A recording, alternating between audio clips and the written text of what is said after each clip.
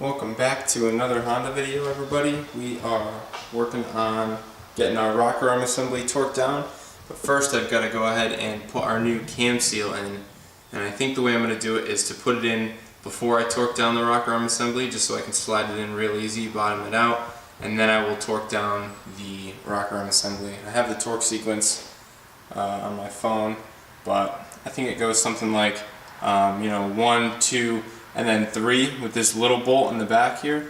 Maybe it's tough for you to see, but yeah, you can see there's 1, 2, 3 in each line there, and the rear bolt there I think is 118 inch-pounds, and the bigger bolts are 16 foot-pounds. I'll look that up again just to make sure, but that's pretty much what it is, and there's a specific torque sequence that you want to use. So I'm going to do that, and that should torque down our rocker arm assembly, and then valve cover is basically ready to go on, but I'll probably leave it off for a little while because I still have some other things to do. Just some odds and ends in this video. Just going to be tidying some stuff up and hooking up the intake, fuel rails getting put in, just stuff like that. And if we can get a new seal for this balance shaft down here, which I'm having some trouble with, that balance shaft right there. The issue is that I believe it's scored on the inside of the actual balance shaft itself, so we don't want our new seal to be riding on a scored surface because it's not going to seal. So we got to find out which seal is better, the aftermarket or the OEM Honda one. I think the aftermarket's going to seal behind the score, which might be better for us. So we're going to have to put it in the correct depth and everything to try to get this thing to seal, because I put a seal in it and it did leak. So I think I had pushed it too far, but we're going to see how it works and if we leak oil anymore. I hope we don't.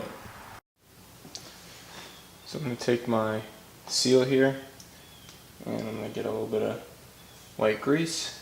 I'm just going to go along the inside of the seal on the sealing surface. Try to just get it all greasy. Make sure it's going to ride nice and smooth. And you don't really want grease on the outside because you want the outside to actually seal. And the outside doesn't move, it's only the camshaft that spins in the center. So you want to make sure that the outside is clean, but the inside is greased. Alright, so now we're just going to see if we can push this in. It's right over the cam. Looks like it's going in pretty easily. Push it in until it bottoms out. Looks like that's it. Bottomed out, top and bottom. Looks pretty good. We're ready to start torquing. So yeah, what that torque sequence looks like is 1 and 2 and 3, and these two right here are going to be 16 foot-pounds, and this one is 118 inch-pounds, I believe. 108 inch-pounds on this little one. And then, yeah, so that's your 1, 2, 3, and then your 4, 5, 6, and then you come over here to 7, 8, 9, and then it is 10 and 11 and 12, and then you're going to move to 13 and 14, and then 15 and 16, and then 17 and 18 are these guys over here.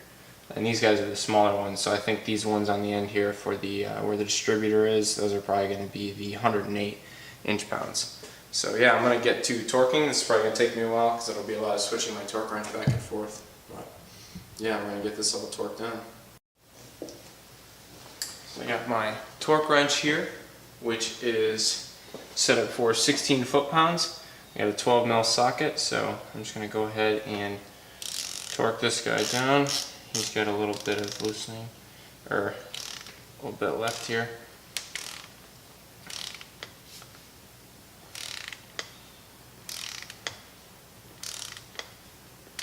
So I say you want to hand tighten everything, so I'm going to go back and hand tighten everything because we're actually sucking the whole assembly down now by tightening that one bolt.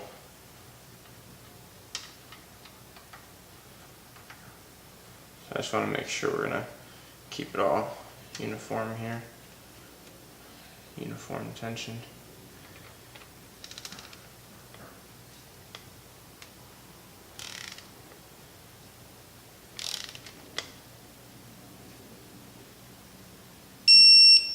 there's 16. So we'll crank this one down.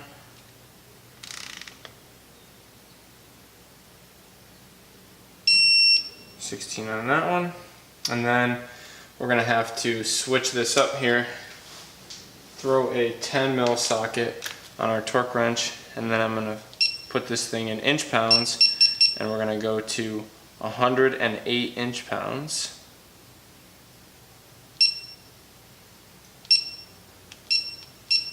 And this torque wrench doesn't go any lower than 150. So we may just have to just read the gauge here. We'll see. We'll see what it says. We're already at that, so we are all set, I think.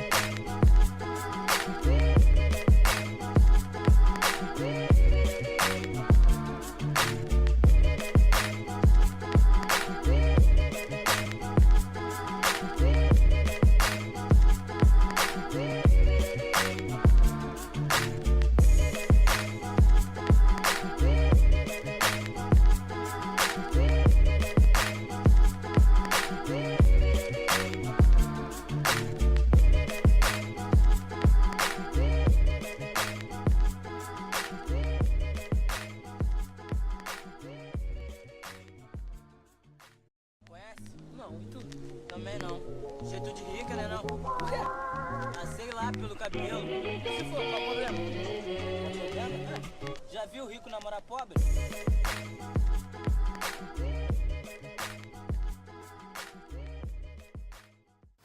So I've kind of been going gung-ho with this thing, just trying to get it back together.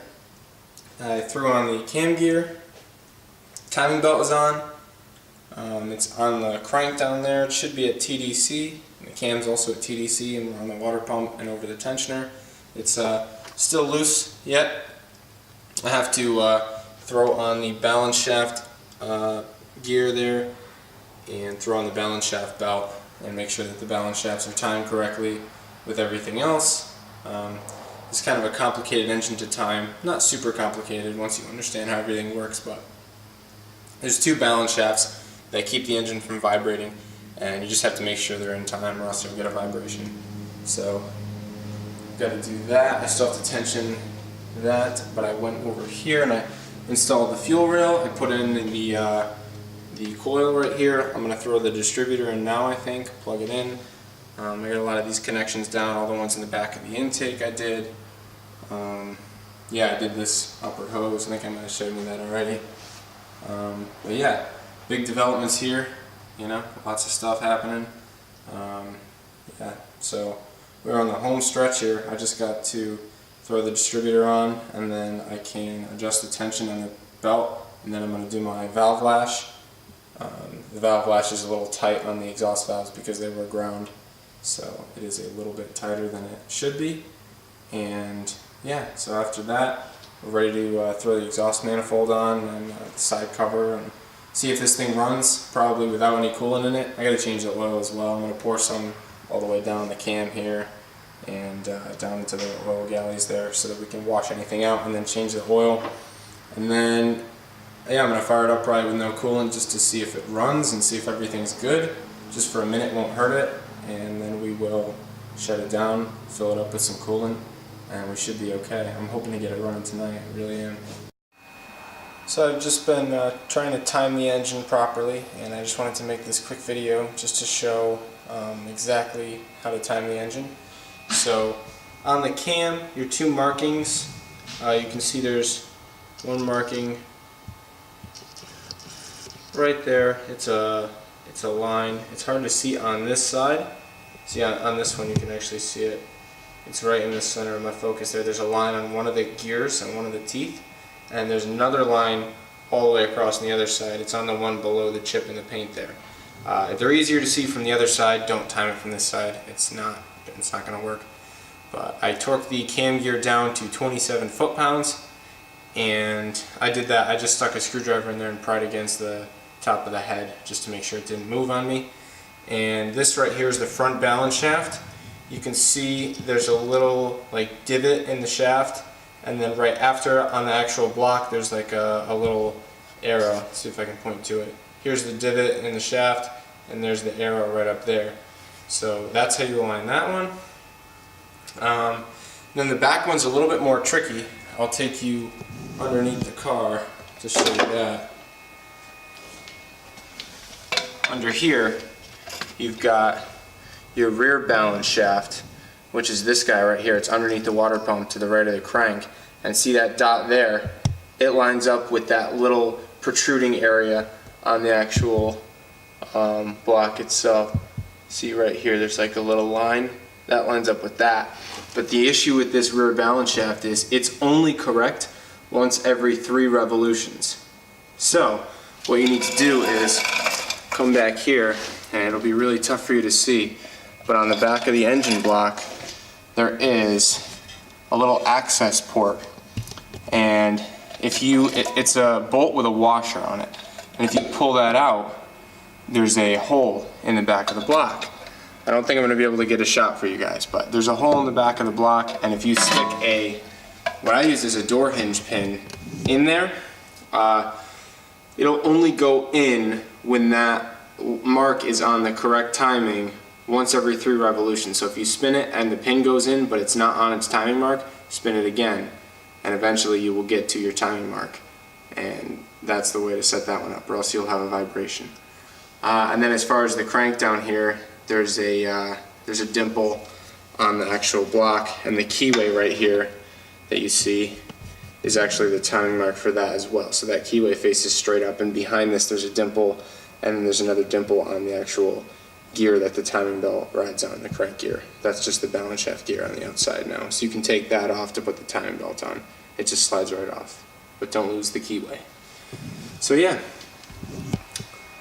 I'm going to tension these 2 belts separately. So in order to time the engine correctly, there's a bolt down there right above the shiny one, and it's in like a little slide mechanism here, and this spring is what's supposed to hold the tension on the belt, just purely for belt tensioning, not when it's actually running or anything like that. But my springs are worn out, so it doesn't really provide the correct tension on the belt. So what I do is I have this that bolt down there that I just took off of a wiring harness or something from the car. It's a 10mm, and I put it into that slide, and then I'll pry on it with a screwdriver until I like the tension of the belt, and then tighten that bolt. And then I can go on to tension the balance shaft sort of a similar way, but there's no bolt for that one, so I'll just hold it with a screwdriver, keep it pried, and then I will tighten the 14mm adjuster nut on, you can't see, but that's right there, which is on the tensioner. That 14mm, I'll tighten that, and then once I've tightened that, I can go ahead and remove the bolt from that slide there that was helping me keep tension on the timing belt while I manually kept tension on the balance shaft belt. So it's kind of a tricky process. It's good with 2 people, but I'm going to attempt to do that now and see if we can get some good tension on this belt. I got the side timing cover on the side of the engine after getting the belt tension and everything, so that whole side of the engine is looking pretty good except for the motor mount. Right now what I'm going to do is adjust my valve lash. So what you're going to want to do here is you need a set of feeler gauges, a 10mm wrench, and a flat blade screwdriver. And so what you want to do is get your wrench on here and your screwdriver here, and try to hold that screw tight while you loosen this nut right here. And they're pretty tight, but once you get that loose, you'll notice that this screw will spin here. So now that you have this whole system loose, you take your feeler gauges and stick a feeler gauge in there, and the these are the exhaust valves in front. These you want 12 thousandths.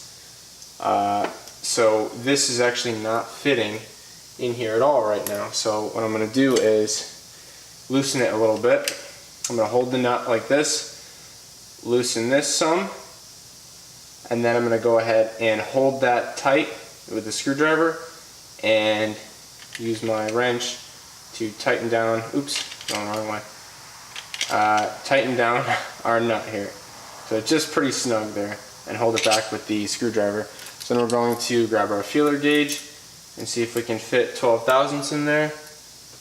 And it almost fits now, so we're going to have to get a little bit looser. So you want to make sure your engine's at TDC, like I said prior.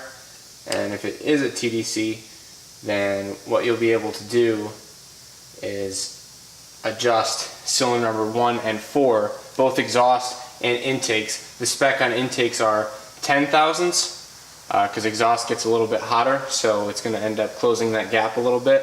And you want to adjust this cold when the engine is under 100 degrees Fahrenheit, I believe, but just do it when the engine's cold. It's been sitting overnight or something like that. It's the best time to do it. So we're going to check this one again. And after I do, still needs a little more. This is kind of a tedious process. I mean, you'll definitely start to get a feel for it after you do a few of them. But, you know, you just got to know how much to turn it. It's going to give you the right amount. Alright, so we finally got it to fit. And that's a nice 12 thousandths right there. It's got a little drag on it. I might go a little bit tighter, and when I tighten this, this nut here, it might give me a little bit more tightness too, so keep that in mind. Yeah, that did give me a little bit more snugness. So now when I slide this in, it drags just a little bit. And another good way to check is if you get one lesser, 11 should fit really loose. And then if you were to pull out 13, 13 should not fit in there at all. So this is 13 thousandths, and that actually does fit. So I might go a little bit tighter on this one, because you don't want 13 to be able to fit at all. So that's a good example. So to talk a little bit about that last clip with the valve lash, I just wanted to say that I was doing it wrong, so I'm going to cut it off at a certain point and continue the explanation from right now. But yeah, what you really want to do is set your engine for TDC and then adjust the 4 valves, the 2 intake and 2 exhaust on cylinder number 1, and then you're going to turn your crank. The engine's all timed, the belt's on and everything, so the camshaft's going to turn with it. Turn it left, so counterclockwise, till the up mark is pointing in this direction, and then your dashes on your cam will be pointing straight up and down. And then you're going to adjust cylinder number 3, and then after that you're going to spin it so that it's the up mark is facing down, and your dashes will be even with the valve cover again.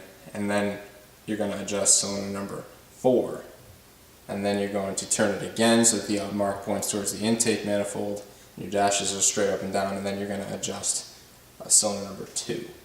And that is the order that you're going to do it in, and that'll make sure that you have no pressure, or the cam lobes won't be pushing any of the valves when you're doing your valve lash adjustment. So you should have no valve lash when the thing's fully warmed up. So we're going to see how good the valve lash is once I get this thing fired up. Might not be able to see till it actually gets fully warmed up and we have some coolant in it, but I'm just excited to have it running again. It's been like 3 weeks, so it's going to be sweet.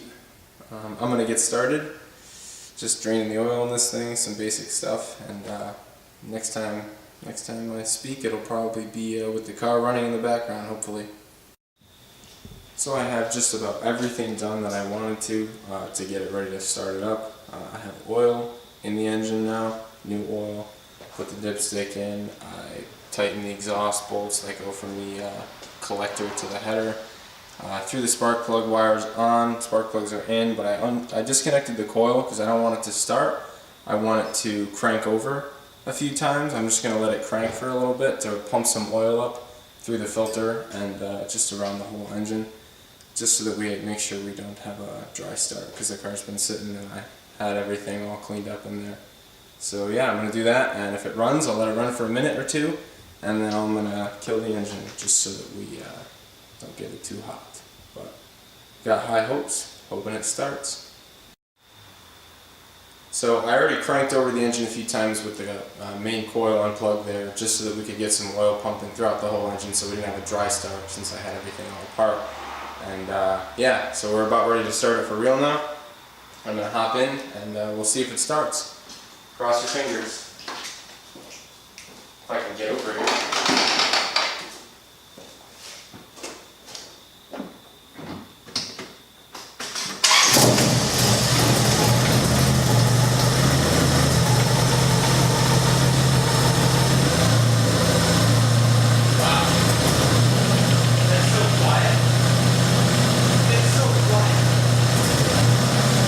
Sounds good. Wow, he loves life. That sounds so good.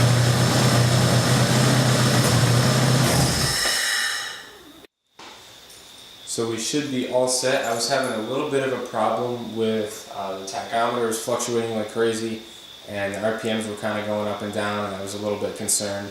But I guess it just needed an alternator. Made sense. The engine wasn't running off of 14 volts. It was just 12 volts. So needed the alternator to be hooked up, and we verified some grounds there and threw all the belts on. It's basically 100%. There's a few, brackets and things, but it's basically there. So I'm gonna go ahead and fire it up and pull it out of the garage and take it for a test drive. We'll see how it drives.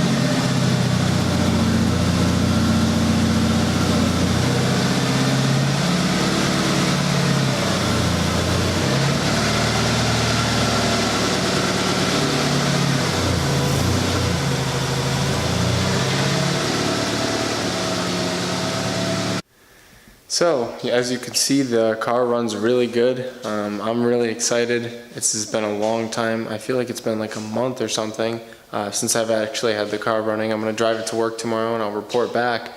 We did have a little bit of an issue where the tachometer was kind of jumping around like crazy, and I wasn't really sure what the problem was, but I checked all the grounds on the car, and I think it might have been an intake ground. Also maybe the vehicle speed sensor that was making it jump around, so I unplugged that and plugged that back in and did a bunch of things. And then I took it for another ride, and it revved fine. The tachometer didn't jump around, because when the tach would jump, the car would like sputter and do weird things. And the tach like pegged to 8,000 RPMs, and it kind of like cut out like it was hitting rev limiter. It was super weird. But I did get that straightened out, and everything seems like it's working really, really well. Like the car runs really smooth. It hasn't run like this ever since I've had it, so the job looks like it was a success, and I'm pretty excited. It's also not leaking oil from that lower cover there where it always was, so I think we also fixed that balance shaft leak too, so I'm really happy. I'll report back how the rest of the drive was, but more big things are coming up for this car, and I've got some more custom work that I've got to take care of. But yeah, as soon as I finish with that stuff, it'll be back to work on the car. Thanks for watching, guys. Hopefully you appreciate the video. I try to make them nice for you guys. Let me know if you have any feedback. It's appreciated.